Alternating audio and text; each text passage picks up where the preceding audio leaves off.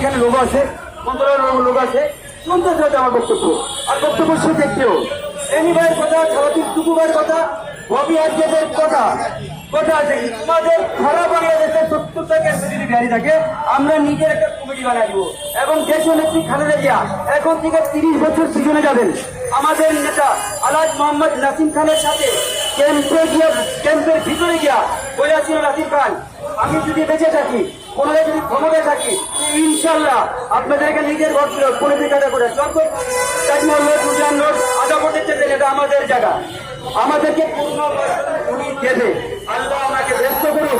আমরা কখনো গেছি, তার অসুস্থ সময় গেছি, আমরা সংখ্যালঘু ক্ষেত্রে ঘটে যান, হিন্দুর পরে হলাম আমরা মুসলমান, সংখ্যালঘু না করেন অসুবিধা নেই, মুসলমান আমি আপনি ভাই, মিডিয়া ভাই আমি ভাই ভাই। একটা স্লোগান তখন আমরা বানিয়েছিলাম কি, বাঙালি বিহারি ভাই ভাই, তোমরা থাকো আমরা চলে যাই।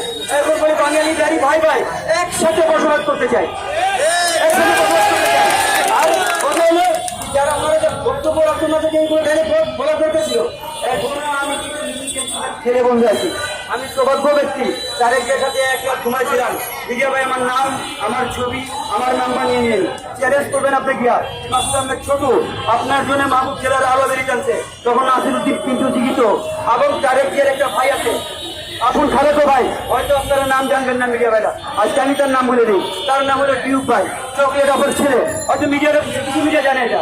ওনার সাথে 4 মাস ছিলাম, উনি আমাদের ক্যাম্পের ছবি আর্ট করতো, ছোট যেদিন ক্ষমতা আসবো তোমাদের পুনর্বাসনের এইভাবে করণীয় হবে। তা আমি এগুলো আশা দিয়ে রাখছি আমার জনগণের, এক ক্যাম্প না 70টা ক্যাম্পে। এখন আমাদের নারায়ণগঞ্জ ক্যাম্প কিভাবে স্বামী মুসলমান উচ্ছেদ করে, আমাদের আইবি রহমান একটা কালো সাপ সেখানে আমি ছিলাম, আর আমি তার পায়ে করছিলাম যে এই যে আমাদের পিতা গেটে ভাঙবেন আপনি আমাদেরকে পুনর্বাসন দিবেন না। তো উনি বলছিল আমি আমার বাবার কসম, তোমরা আমাকে পাস করে দাও উদ্যোগাসী, আমি তোমাদেরকে যে সুন্দর কলোনি যেরকম বানাচ্ছি আপনাদেরকে সেরকম কলোনি বানাবো। মোনাফেক শাস্তি আল্লাহ নিজে দিচ্ছে। আপনার নাম পরিচয় দেবেন? আমার মাসুদ আহমেদ ছোট আমার নাম, আপনারা মন্ত্রণালয়ে জিজ্ঞেস পারেন, ৫-৫টা মন্ত্রী আমার ভাই, তাদের সাথে আমার কথা।